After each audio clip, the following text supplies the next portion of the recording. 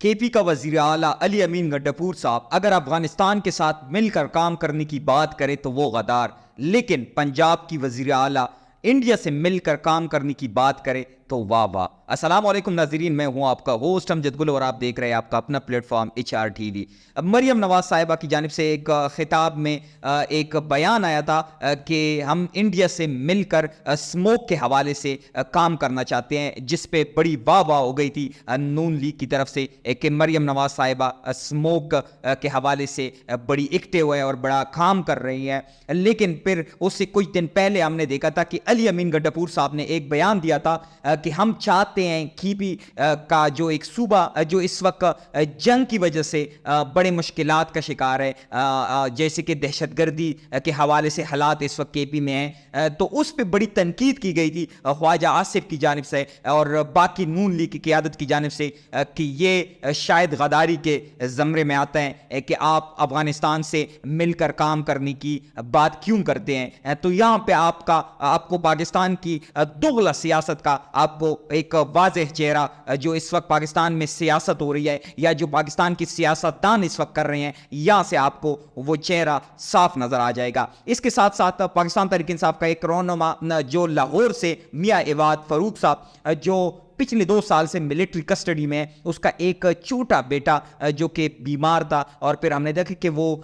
شہید ہو گئے، لیکن اس وقت اس کے ایک اور چھوٹے بیٹے کی آرمی چیف صاحب کو ایک اپیل کی ویڈیو وائرل ہو رہی ہے جس میں وہ چھوٹا بچہ یہ اپیل کر رہے آرمی چیف صاحب سے کہ آپ ہمارے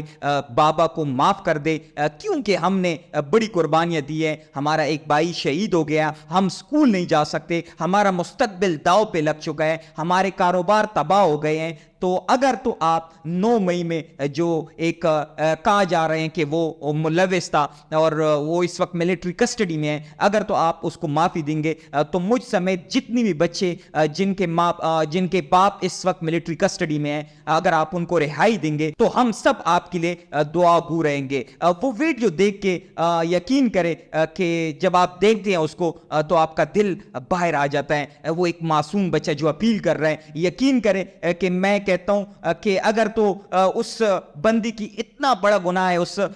باپ کا اتنا بڑا گناہ بھی ہو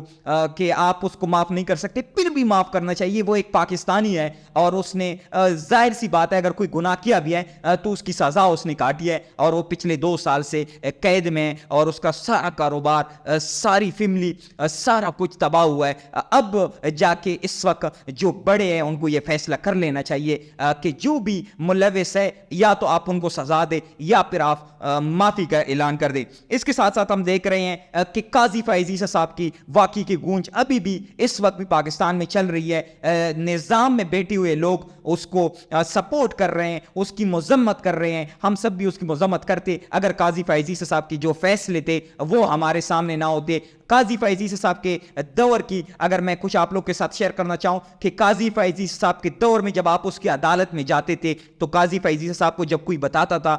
کہ مجھے دھمکیاں مل رہی ہے، میرے فیملیز کو تھریٹ کیا جا رہے ہیں، مجھے اس ملک میں رہنے نہیں دیا جا رہا، میری وفاداری تبدیل کرنے کی کوشش کی جا رہی ہے، تو قاضی فائز عیسی صاحب کہتے تھے کہ اگر آپ کچن میں نہیں رہ سکتے اور آپ ہیٹ نہیں برداشت کر سکتے تو آپ کو کچن میں رہنے کا حق نہیں ہے، آپ کچن سے باہر چلے جائے۔ قاضی فائز عیسی صاحب کو اب پتہ ہونا چاہیے کہ ابھی تو آپ کچن میں آئے ہی نہیں ہیں، کچن تو پاکستان ہے، ابھی تو آپ ڈرائنگ روم میں ہیں۔ لندن میں آپ اگر یہ برداشت نہیں کر سکتے تو آپ آ جائے، پاکستانی قوم کو فیس کرے، پاکستانیوں کو فیس کرے، تب آپ کو ہیٹ کا پتہ چل جائے گا جو آپ کے فیصلے ہیں، تب آپ کو پتہ چل جائے گا کہ آپ نے اس ملک کے ساتھ کیا ہے۔ ہو سکتا ہے جیسے کہا جا رہا ہے کہ وہاں پہ جو احتجاج ہوا تھا وہ پاکستان تحریک انصاف کے کارکنان نے کیا تھا جو کہ نہیں ہونا چاہیے تھا، تو ہم قاضی فائز عیسی صاحب کو ایک مشورہ دیتے ہیں کہ آپ آ جائے پاکستان میں اور اس ہیٹ کو فیس کرے، کیونکہ پاکستانی قوم اپنی جگہ پہ کڑی ہے۔ پاکستانی قوم یہ ہیٹ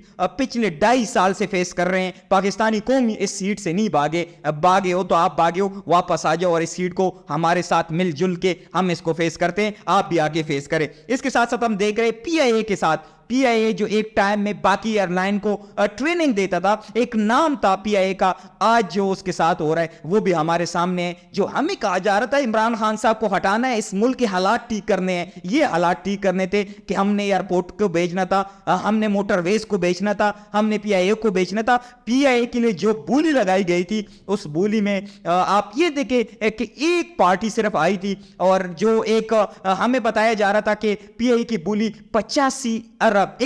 ارب سے سٹارٹ ہوگی, لیکن وہاں پہ ایک پارٹی آئی ہوئی تھی, بلو ورلڈ سٹی کے جو مالک ہے وہ وہاں پہ آئے ہوئے تھے, اور اس نے پی آئی اے کی جو قیمت لگائی 10 ارب لگائی. حکومت کی طرف سے محنت سماجت کی گئی کہ بھائی آپ کیا کرتے ہو, آپ پوری پاکستان ایئر لائن لے رہے ہو, جیسے وہ ہوتا ہے ہمارے پٹھانوں میں بھی ہے کہ وہ جب کچھ چیز بیچتے ہو تو وہ برگیننگ ہوتی ہے, تو وہاں پہ وہ برگیننگ کی جا رہی تھی. تو پھر بلو ورلڈ سٹی کے مالک نے جو ہمیں بھی بتایا کہ حکومت کے ساتھ اس کی کس طرح کے تعلقات ہیں, وہاں پہ اس کی طرف سے کہا گیا کہ آپ لوگ شکر کریں کہ میں نے اس کی 10 ارب کی بھی قیمت لگائی ہے, حالانکہ یہ اس قابل بھی نہیں ہے. تو آپ لوگ خود دیکھیں کہ اس پاکستان کے ان اداروں کے ساتھ اصل میں کیا کیا گیا ہے, اور کیا کیا اس ملک کے اداروں کے ساتھ نہیں ہوا, یا آنے والے دنوں میں کیا کیا نہیں ہونا, اور آنے والے دنوں میں ان لوگوں نے کیا کیا نہیں بیچنا. ہمیں تو کہا جا رہا تھا کہ جی اس سے پہلے نشئی ملک پہ مسلط تھے, وہ پتہ نہیں پورے ملک کو بیچ دیتے, لیکن پھر اس کے بعد اس کی حکومت گرا کے اس کے بعد جو آپ بیچنے پہ لگے ہو وہ بھی اس وقت پوری قوم دیکھ رہی ہے. اس کے ساتھ ساتھ اسحاق ڈار صاحب جو کہ ڈپٹی وزیر اعظم ہے, اس کے ساتھ ساتھ وزیر خارجہ ہے, وہ ان ساری چیزوں کو دیکھ رہے ہیں کہ کس چیز کو کام پہ بیچنا ہے, کتنے کا بیچنا ہے. تو آپ لوگ خود دیکھیں, شاید لگتا یہی ہے کہ اسحاق ڈار صاحب کو اسی لیے اسپیشل اس ملک میں لے کے آئے تھے کہ جو چیزیں ہم بیچیں گے وہ اس کا اصل میں جو تمہین ہے وہ لگایا جائے کہ وہ اس کو کتنے پہ بیچے. حالانکہ ہمیں بتایا جا رہا تھا کہ اسحاق ڈار صاحب جب وطن واپس آئیں گے ڈالر نیچے آئے گا, پیٹرول کم ہوگا, ملک کے حالات ٹھیک ہوں گے, مہنگائی کم ہوگی, لیکن جی لگتا یہی ہے کہ ان چیزوں نے تو ٹھیک نہیں ہونا. حالانکہ ہم نے اس ملک کے اداروں کو ختم کر کے یا بیچ بوچ کے سارا کچھ وہ ہضم کر دینا ہے. اس کے ساتھ ساتھ رانا ثناء اللہ صاحب عمران خان صاحب کا ایک بہت سخت مخالف تھا, اس کی طرف سے بار بار یہ اعتراف کیا جا رہا ہے کہ کوئی ڈیل نہیں ہو رہی. کیوں نہیں ہو رہی؟ کہ عمران خان صاحب ڈیل نہیں دے رہے, عمران خان صاحب ٹیبل پہ آ کے بات نہیں کر رہے, عمران خان صاحب کوئی بھی بات نہیں ماننے کو تیار ہے.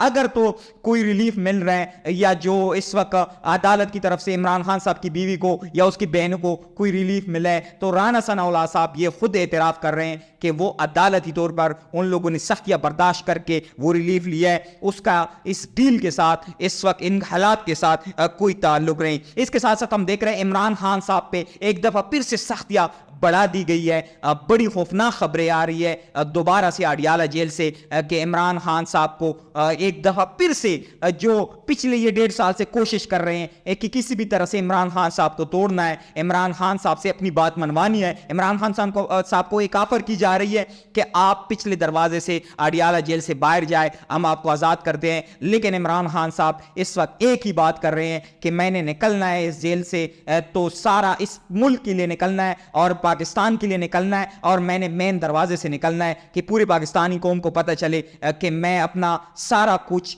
فیس کر کے, مظالم برداشت کر کے, اپنی فیملیز کو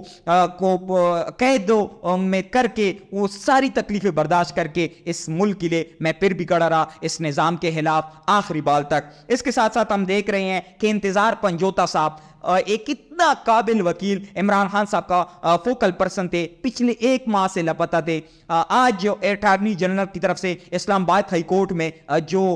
جواب جمع کیا گیا ہے کہ پچھلے 24 گھنٹے میں انتظار پنجوتا صاحب کو بازیاب کرا دیا جائے گا. آپ لوگ خود یہ اندازہ لگا لیں کہ ایک وکیل جو ہم کہتے تھے کالا کوٹ اس ملک میں کچھ بھی کر سکتے ہیں, اگر یہ وکیل کے ساتھ جس کو قانون کا پتہ ہے کہ آپ اس کو نہیں رکھ سکتے, 24 گھنٹے آپ کسی کو بغیر عدالت میں پیش کیے آپ نہیں رکھ سکتے. جب آپ کسی کو گرفتار کریں تو آپ کو لازمی اس کو 24 گھنٹے کے اندر عدالت میں پیش کرنا ہوتا ہے. لیکن ہم دیکھ رہے ہیں کہ وکیلوں کے ساتھ اور پھر انتظار پنجوتا جیسے وکیل کے ساتھ اگر یہ ہو رہا ہے تو ایک عام بندے کے ساتھ یہ لوگ کیا کر سکتے ہیں. اب تک کے لیے اتنا ہی, والسلام.